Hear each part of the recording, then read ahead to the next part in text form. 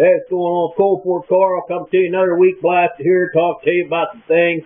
Buddy told me this week, he said maybe you ought to quit using the word blast it and go with bubbly. That's what he said to me. So I'm going to try and fit that in a couple times here in the video, and then I'm going to wear it out here at the end and let you see how it goes. I got a hunch I'm not going to be keen on bubbly. We'll see how she goes. I've always been just getting blasted, and that's the way it goes.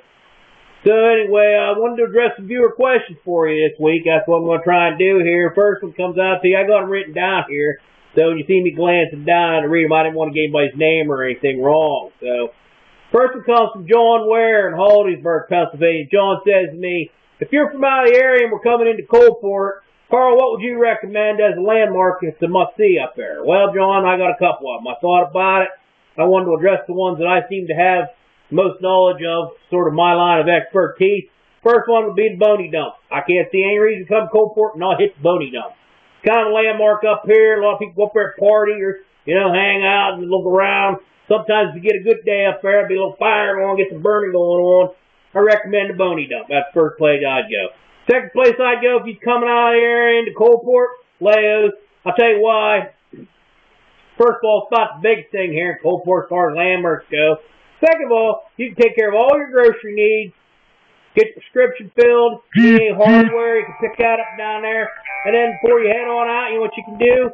You can pick yourself up a good kind of hunting outfits and clothing, and a crossbow. You can't beat the variety down there. I recommend doing it, really. Then on your way out of town, Karen's Kitchen. That's really the best place to get something to eat around here, as far as restaurants go. If you live out of the area, you got plenty of good restaurants. You don't need to drive to Coalport to eat. But I'm saying if you're already up here in Coalport and you're looking for a good place to eat as you're headed out of town after you've been landmark sightseeing all day, stop up Karen's Kitchen. Good people and good food, and that's what I'd recommend doing. Second question comes to you today, comes to me today, and then I bring it to you today. Don't make no mistake about that. From Melissa, Tube Sock Hike. I don't really know what kind of name that is, really. When I think about the tube sock as a middle name, I start thinking about the red hot chili peppers and the thing they did with the tube socks there back in the day. And then I start thinking, well, her name's Melissa, so that ain't really how she got that nickname. So now I start thinking, well, I don't know anything about really how she got that nickname. She just got it, maybe, and that's the way that goes. So Melissa said to me, Carl, where have all cowboys gone? Well, I'm going to try and sum this up for you. It's a three-part question, Melissa, but I have your answer. There's three kind of cowboys, and they've all gone sort of different places. The first kind are what I call the football cowboys, and then, of course, we know where they're going. They went to Dallas. That's where they're at. It's as simple as that, really. The Dallas Cowboys. That's where they are. Second kind of cowboys are what I call the actual cowboys. These are ranchers. These are folks that raise cattle, move cattle, take care of cattle, butcher cattle, whatever kind of thing you want to involve yourself in as far as the cattle industry is concerned. They're actual cowboys. And they're located throughout the country, really. I mean, you got a lot of them there in the Wyoming area and such, over in the Midwest and so things like that, as far as I know. Although there are cowboys all around. We got the Tars down here at the end of town. They got some cows. Of course, I don't really think they'd address themselves as such as far as cowboy goes. Good people, though. They got some cows. So that's what the actual cowboys, and they're located throughout the country, really. And they work hard at what to do, and they keep the steak on my table, and that's really the thing about it that matters as far as I'm concerned. Good job for the cowboys. Third kind are the kind I like to call Halloween cowboys. Let me address what that means to you. Those are the kind of cowboys that wouldn't know really how to take care of a cow if one fell on their lap. Couldn't feed it, really. Never seen a cow in many cases, except for that maybe county fair. And yet you'll see them walking around in cowboy hats on a really special occasion. Always got on their cowboy boots, and some of them even wear a big buckle, like they've been riding bulls before they got up there, the mart and such. Those are what I call the Halloween cowboys. Why? Well, if you've never taken care of a cow and you don't have a cow, but you're dressed like that, it's a costume. And what do we do with costumes? We wear them on Halloween. So those are your Halloween cowboys. They're the third kind. So there you go, Melissa. I hope that helped you out. Oh, I didn't really address where they are. They're about everywhere, really. I mean, you can see them here in Coalport if you want to come see them. You can probably see them up there in Gallitzin or in any other small town, really. And I'm not knocking it. Everybody likes to wear what they like to wear. Heck, I walk around with goggles on my head 365 days a year. I wear them sometimes because I got a well, but the fact of the matter is, I don't always need them on the hat there. It's just something I wear. Part of a costume, if you will.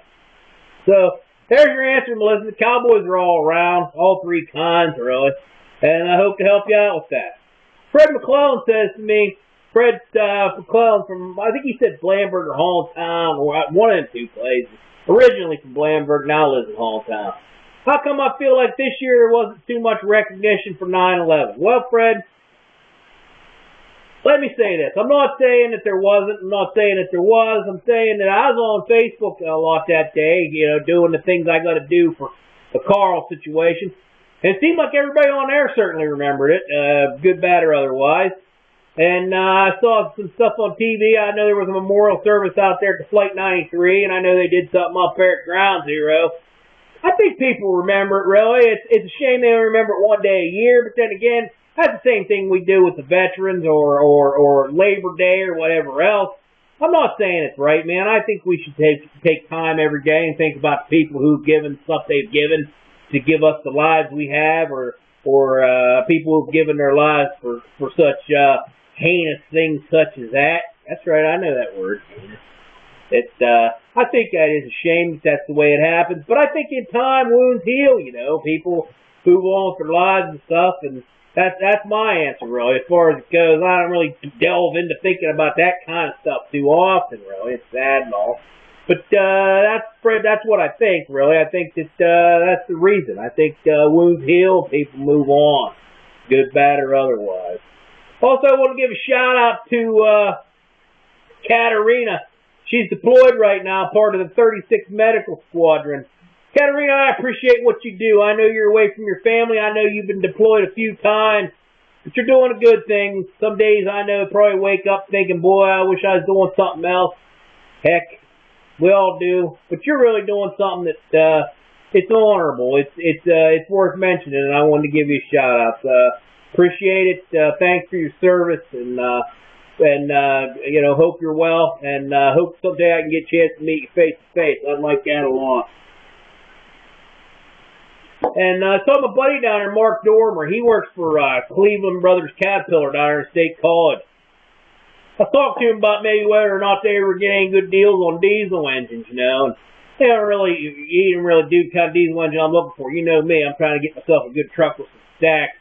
Tell you though, for all your diesel needs, you ought to get down there and see him. He can help you out, really, and they got a lot of nice stuff down there as far as diesel goes. If you're working on your Caterpillar this weekend, that's probably where I'd go to do it. But, hey, I'm going to Rebersburg this weekend to the Miles Township Fire Company's gun raffle. You get a chance to head up there and do it. I think you should. $10. That includes all the gun raffling and lots of good food, beer, and good people and stuff. So I hope maybe I'll see you on up there getting bubbly. And that's about all I got to say this week. Hope everyone's doing good. Stay bubbly, and I'll talk to you later then. Later.